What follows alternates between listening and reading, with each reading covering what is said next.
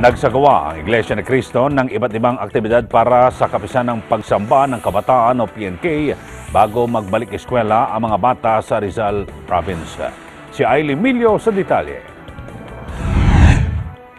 Iba't ibang aktibidad para sa kapisan ng pagsamba ng kabataan o PNK ang isinagawa ng Iglesia ni Cristo sa distrito ng Rizal.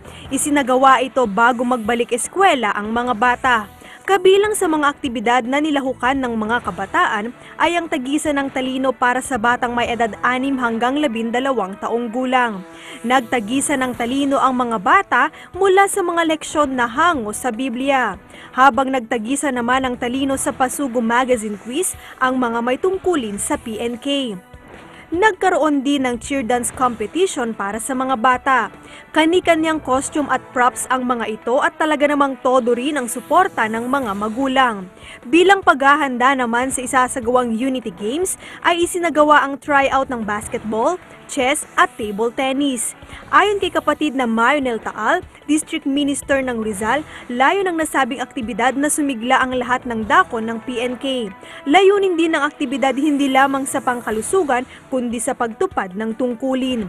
Para sa Eagle News, Ailey Milio, I'm 1 with 25.